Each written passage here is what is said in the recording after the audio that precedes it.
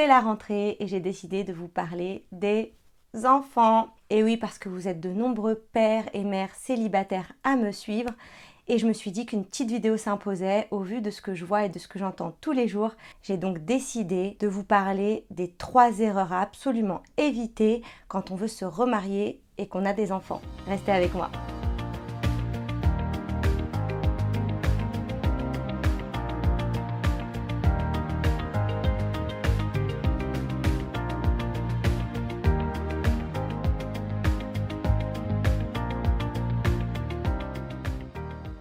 Et oui, souvent, quand on a des enfants et qu'on veut se remarier, on passe un petit moment déjà à se demander si c'est une bonne chose, est-ce que les enfants sont prêts, est-ce que je suis prête à partager ma vie avec mes enfants, avec quelqu'un d'autre, comment gérer en fait le sentiment de culpabilité, comment parler des enfants, comment les impliquer dans la relation avec l'autre, comment les présenter, est-ce qu'ils ont leur mot à dire, et tout ça, on en discute dans cette vidéo. Lors d'une première rencontre avec quelqu'un qui a accepté de nous rencontrer, qui est d'accord pour faire connaissance avec nous, qu'on nous a présenté par différents biais, la première grande erreur à éviter, c'est, roulement de tambour, parler des enfants. Et oui, on ne parle pas des enfants au premier rendez-vous parce qu'au premier rendez-vous, la personne, elle cherche à vous connaître vous. Déjà, les enfants, c'est la diversion facile pour éviter de parler de soi. En général, quand on ne sait pas trop quoi dire et qu'on est parent, premier réflexe, raconter la rentrée de sa fille à la maternelle, raconter sa grande au collège, raconter la crise d'adolescence de son garçon. Bref, on parle souvent de nos enfants sans même s'en apercevoir et souvent quand il y a un vide, on va déballer. Et le truc, c'est que s'il y a bien un moment où il ne faut pas le faire, c'est dans les soirées entre amis, non je rigole. C'est vrai que des fois, ceux qui n'ont pas d'enfants, c'est hyper agaçant d'entendre parler des enfants, mais ça c'est un autre sujet.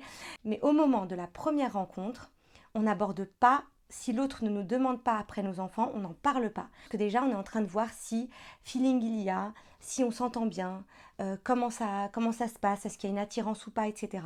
Et franchement, il n'y a rien de plus agaçant pour quelqu'un en face que d'entendre les détails sur l'éducation de vos enfants, sur comment vous êtes une mère poule, sur comment vous êtes un papa qui aime bien faire le shopping avec ses filles et tout. Franchement, c'est pas du tout bienvenu. Alors, c'est pas parce que l'autre en face risque de ne pas aimer vos enfants, de ne pas les accepter. Au contraire, dites-vous bien que si il a accepté de vous rencontrer, ou si elle a accepté de vous rencontrer, c'est qu'elle est d'accord pour se mettre avec quelqu'un qui a des enfants. Donc a priori, c'est pas un problème. Donc déjà, on zappe ce côté-là pour au premier rendez-vous ne pas avoir à vérifier si c'est un problème ou pas, c'est déjà vérifié. Maintenant, on essaye de se connaître et pour se connaître, on veut connaître la personne en face de soi, on ne s'intéresse pas à la vie des enfants, c'est pas du tout prioritaire. Et pour vous donner un exemple encore plus concret et plus clair, même si c'était le père de vos enfants ou la mère de vos enfants, vous êtes d'accord que quand on est un couple parental, on est aussi un couple avant tout. Même si on est marié à quelqu'un et qu'on a des enfants, donc de lui ou d'elle, eh bien, on a aussi des moments de couple où on est tout seul et on n'a pas envie de parler d'enfants, on n'a pas envie d'être avec les enfants. Pourquoi? Pour être ensemble à deux, parce qu'on est avant tout un couple avant d'être un couple parental. Donc, au moment de la première rencontre, c'est absolument ça qu'il faut faire, c'est voir si vous pouvez devenir un couple avant de devenir un beau-père, une belle-mère et de vérifier tous ces aspects-là. La deuxième grande erreur à éviter, c'est la culpabilité. Souvent, on parle des enfants au premier rendez-vous justement parce qu'on se sent coupable de ne pas en parler, de ne pas les intégrer. On a l'impression qu'on les a oubliés si on n'en parle pas au futur prétendant ou à la future prétendante.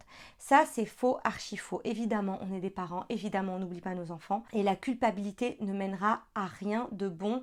Les enfants, ils seront bien si vous, vous êtes bien.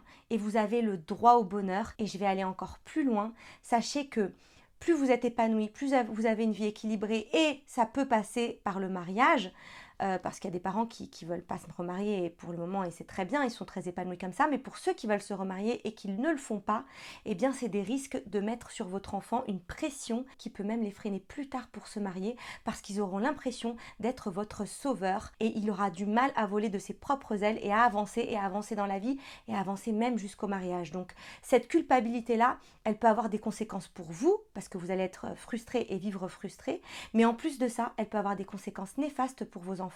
Donc la culpabilité, on oublie. Un parent épanoui, c'est des enfants épanouis, Inch'Allah.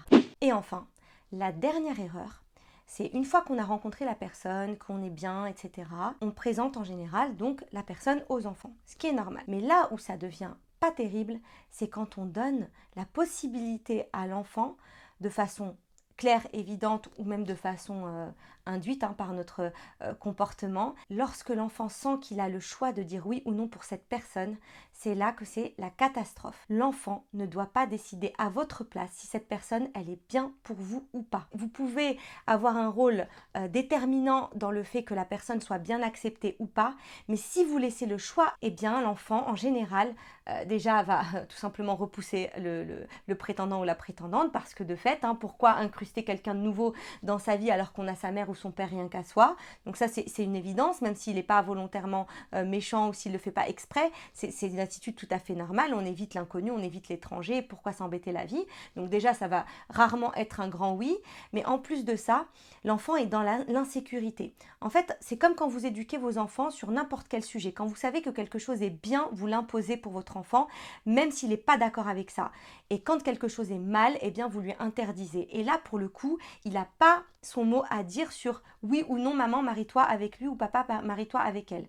Par contre, vous pouvez faire en sorte que ça se passe bien, vous pouvez essayer d'améliorer les relations par différents moyens, mais jamais lui donner le choix, ça l'insécurise parce qu'il a l'impression que vous-même, vous n'êtes pas sûr de vous et il perd pied en fait. Alors que si vous assumez ce choix et vous êtes sûr de vous, il y a de grandes chances que même s'il ne l'accepte pas tout de suite, l'enfant, par la suite, voyant sa mère déterminée, voyant son père déterminé et heureux, finira bien par accepter la situation et tout simplement s'adapter à la situation. Mais comment entrer dans l'acceptation si déjà on est en train de lui donner le choix, pire, lui donner la responsabilité du bonheur ou du malheur de son père ou de sa mère? C'est pas son rôle.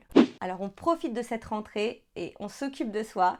Et quand les enfants sont à l'école et que vous avez un peu de temps pour vous, eh bien pensez à vous, vous avez le droit de vous remarier si vous en avez envie. Ça fait partie de la vie, ça fait partie de ce qu'Allah nous a permis, alhamdoulilah. Le divorce n'est pas quelque chose de fatal dans notre religion. On a une grande chance. Allah nous a permis de retrouver, Inch'Allah, quelqu'un qui peut nous accompagner pour le restant de nos jours dans cette vie et dans l'au-delà. En tout cas, c'est tout ce que je vous souhaite. Merci d'être si fidèles à cette chaîne et continuez à diffuser le message à plein de célibataires qui pourraient être intéressés par la chaîne Sabrina B. N'oubliez pas d'activer la petite cloche et de vous abonner. À bientôt. Salam.